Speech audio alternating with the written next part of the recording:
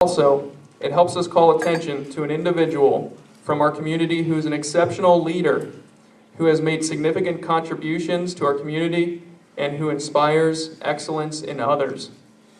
Ebersole is honored to participate as a sponsor of this year's presentation. The Athena Award was launched in 1982 in Lansing, Michigan, founded by Martha Mayhood Mertz, at the time the lone woman board member of the Lansing Regional Chamber of Commerce. She saw an opportunity to encourage women to excel in their chosen professions and to feel comfortable in a setting like a boardroom. As I researched the history of the Athena Award, I realized that many GM dealerships have partnered with the Athena Award over the years. My father, Randy, had the pleasure of participating in the early 1990s. We just became a Honda dealer in 1989, and Pontiacs and Oldsmobiles were flying off the lot. At the time, we were driving excitement. An Oldsmobile boasted, "It's your money, demand more." Well, a lot has changed in the Lebanon Valley since the Athena Award began in the for the Lebanon Valley Chamber of Commerce in 1990. However, the tenets of the Athena Award remain consistent. This year's recipient has achieved professional excellence by successfully managing our city of Lebanon. She has contributed time and energy, lots and lots of positive energy to improve the quality of life for others in our community. And she has actively assisted others in being a part of the movement to revitalize our city. Now I would like to introduce Redith Snowberger, past Athena Award recipient and chair of the Athena Award Selection Committee, and Dr. Marianne Bartley, past Athena Award winner and superintendent of the Lebanon School District, to tell you more about this year's recipient. Thank you very much. When the paper came across my desk about nominating someone for the Athena Award, Sherry Capello immediately came to mind. And I have not known Sherry since she was, 20 years or 30 years, but I've known her for about 10 years. And I first was introduced to Sherry when she came to help us in the school district. As the superintendent in Lebanon, certainly we look for parent involvement, and when we had some needs, Sherry was one that stepped up and came to help us. At that point, she was working in Palmyra, and we were looking at ways to take the land behind our school at the high school and develop that. And Sherry came and not only wanted to support by being present and helping in other ways with her children in the school, but also she took her expertise from working in the borough and in writing grants, and helped us by writing a grant, which actually ended up bringing $102,000 to the project with the trail around the Wilhelm Avenue area in Lebanon. So we were thrilled with that, and it made a big, big difference. Then as Sherry became the mayor, I got to work with her a little bit more, and I was so happy and impressed to work with such a terrific lady. She was very, very willing always to work with the district hand in hand. As a viable member of our Safe Schools Committee, she made herself available to all of us and worked hand in hand with us on many different initiatives. In addition, when we wanted to start something called restorative practices, Sherry made a commitment to get away from her very busy schedule and spend days of time, I think it was 2 days in the summer, in addition to meetings throughout the year, to learn the strategies of restorative practices. So I was very, very thankful and impressed by that as well, because I know she's extremely busy. Throughout all of the things that she's done, just from what I know, she has always been a terrific person. She's been someone our students look up to. They know who our mayor is.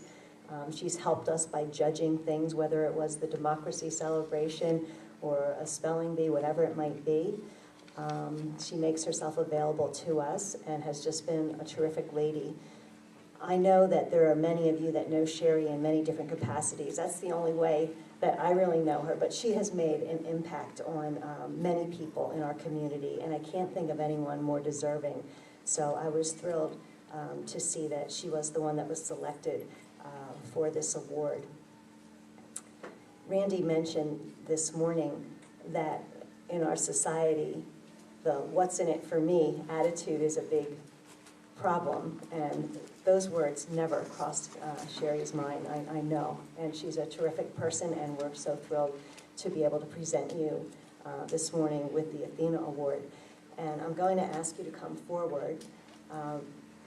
We have two things to present you with, and Redith has the pin, which is it's something that people who get this award treasure forever, and we hope that you'll love it. I have the pleasure of presenting the Athena pin.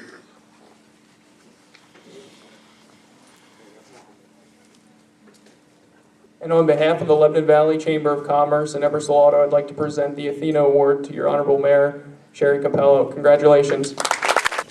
I would like to thank Dr. Mary Ann Bartley for nominating me to receive such a prestigious award.